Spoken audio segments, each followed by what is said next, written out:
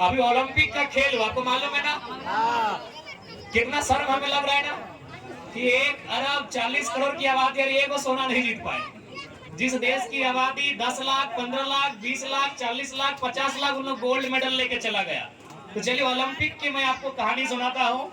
यदि आपको कभी शर्म लगे, कोई आपको चिढ़ाए कि आप झारखंड के गांव से आते हैं, देहात से आते हैं, अरे आप लोग तो देहाती लोग हैं, जंगली लोग हैं, उनको याद दिलाइएगा कि जिस सोना के लिए आप तरस रहे हो ना, आज शहरी लोग, फुटानी मारने वाले लोग एक सोना के लिए तरस रहे हो ना, भारत को पहला सोना दिलाने वाला झारखंडी।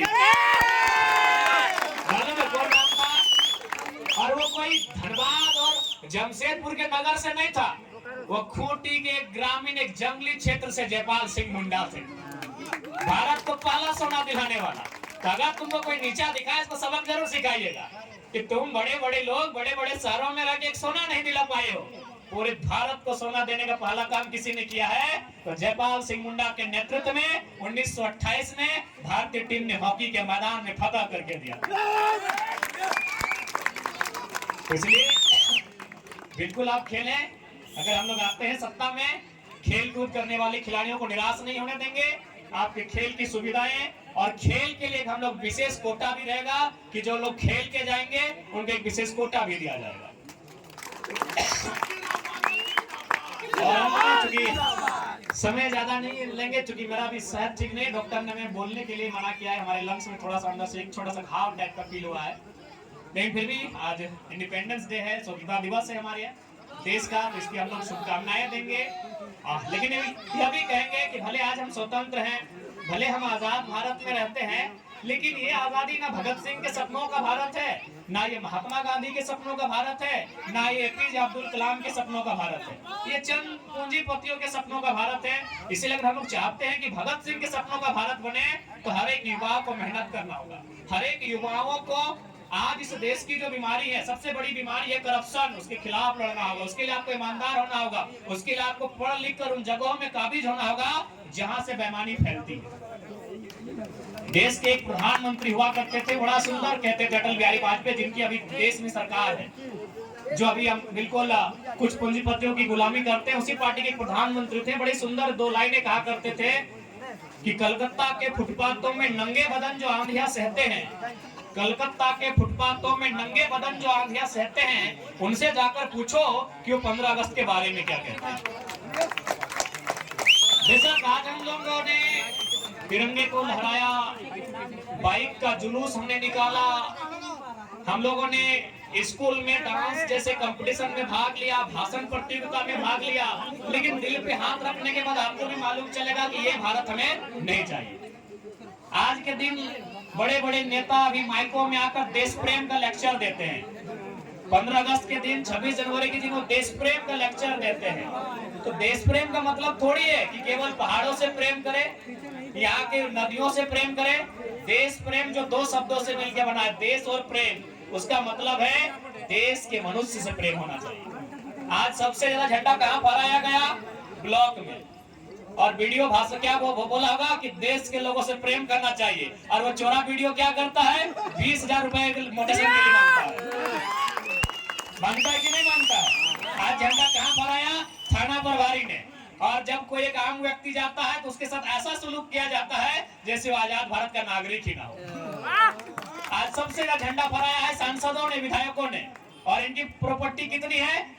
10,000 करोड़, 12,000 करोड़। यानी जिस पैसे का इस्तेमाल होना चाहिए था हमारे इलाज के लिए, जिस पैसे का इस्तेमाल होना चाहिए था हमारी बेहतर शिक्षा के लिए, जिन पैसों का इस्तेमाल होना चाहिए था नौजवानों के रोजगार के लिए, नौजवानों की सुविधा के लिए, आज वो 10,000 करोड़ जेब में भर के रखे हैं। और आज झंडा फहराएंगे कि माननीय सांसद जी ने झंडा तोलन किया और देश प्रेम का संदेश दिया। अरे भैया, पहले तुम देश प्रेम का मतलब तो जानो क्या होता है? नहीं बताइए। आज वीडियो और सीओ झंडा फहरा रहा है, जो हर एक आदमी से एक साइन करने का दाम लेता है। देश प्रेम का मतलब होता है जनता से प्रेम। देश का प्रेम का मतलब होता है एक इंसान दूसरे इंसान से प्रेम करे। देश प्रेम का मतलब नहीं होता है कि हम केवल एक तिरंगे से प्रेम कर लिए। जन गण मन जब आया तो हम सावधान की मुद्रा में खड़े हो गए 52 सेकेंड, राष्ट्रगान का सम्मान कर दिए, वो देश प्रेम नहीं है। देश प्रेम सबसे महत्वपूर्ण है एक इंसान दूसरे इंसान की भावनाओं को समझना, उसके साथ मनुष्य जैसा व्यवहार करना और उसके हितों की रक्षा करना, उसे असल में देश प्रेम करना। जरूरी नहीं हर वक्त जुबान पे ईश्वर का नाम आए, कि जरूरी नहीं हर वक्त जुबान पे ईश्वर का नाम आए। वो लम्हा भी भक्ति का होता है जब एक इंसान के काम आए। जरूरी नहीं हर वक्त जुबान पे ईश्वर का नाम आए, वो लम्हा भी भक्ति का होता है जब एक इंसान दूसरे इंसान के काम आए। तो ऐसा भारत अगर हम बना पाए, ऐसा नहीं कि हम लोग भी दूध के धुले हैं, नो डाउट हम लोग किसी वातावरण में रहते हैं, हम में भी खामियां हैं। हम लोग थोड़ी कह रहे हैं कि हम लोग दूध से धो के आए हैं, हम हैं तो हम ही हैं, लेकिन हमें प्रयास करना चाहिए, हमें हमारी खामियों को दूर करना चाहिए। हमें प्रयास करना चाहिए कि देश प्रेम का असल अर्थ क्या है। तो देश प्रेम का मेरे हिसाब से, मैं 29 साल का लड़का हूँ, पता नहीं 60 साल वाले क्या सोचते होंगे, 45 साल वाले क्या सोचते होंगे, मैं 29 साल का लड़का, मैं ये सोचता हूँ कि देश प्रेम 2 शब्दों से बना है, देश और प्रेम। इसका पहला मतलब यही होता है कि राष्ट्रगान से, तिरंगे से पहले एक इंसान से प्रेम किया जाए। ठीक है, बाकी पुनः सभी को, दोनों टीमों को शुभकामनाएं। ये सहायक होगा, इसलिए आज आप देख लीजिए, इसी मैदान की बात कीजिए, आपने कभी किसी भी खिलाड़ी से उसका जात से और धर्म से परिचय नहीं लिया। जब देखिएगा हाफ टाइम का खेल होता है तो जिस जर्सी को हम पहनते हैं, खासकर गांव देहात के खेलों में, उसी जर्सी को बदलकर दूसरा खिलाड़ी आता है। जबकि आप अपना घर में चले जाइए, यदि आपका सगा भाई है ना, तो आपका पहना हुआ ड्रेस नहीं पहनेगा, इतना बदबू देता है।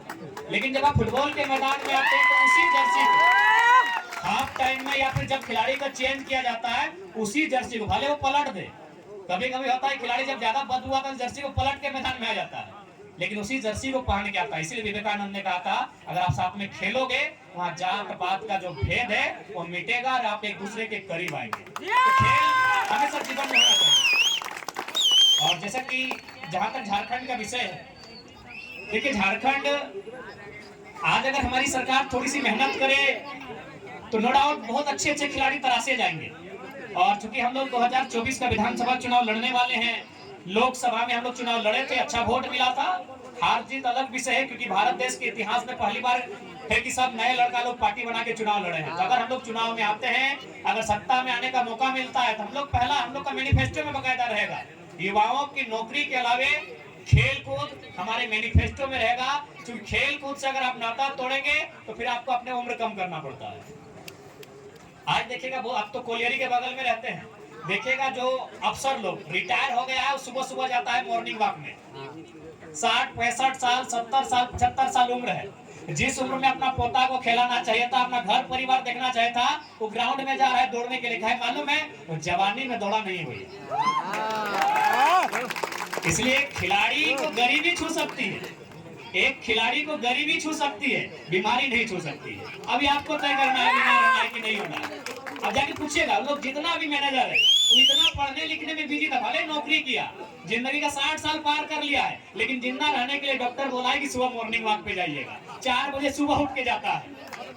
रिटायर्ड अधिकारी लोग, बड़ा अधिकारी देखिएगा ग्राउंड में मिलेगा, कोई जाके हंसता है, वो हंसने का भी गेम आया है। भैया ये सारा ड्रामा क्या है, जिंदा रहने के लिए। तो आप बुढ़ापे में काहे ड्रामा कीजिएगा? मेरा कहना है बुढ़ापे में ड्रामा काहे कीजिएगा, जवानी में खेलिए ना भैया। अरे कुछ भी कीजिए, इंजीनियर बनिए, डॉक्टर बनिए, वकील बनिए, किसी ने नहीं रोका है। 2 घंटा एक खेल से नाता जरूर रखिए।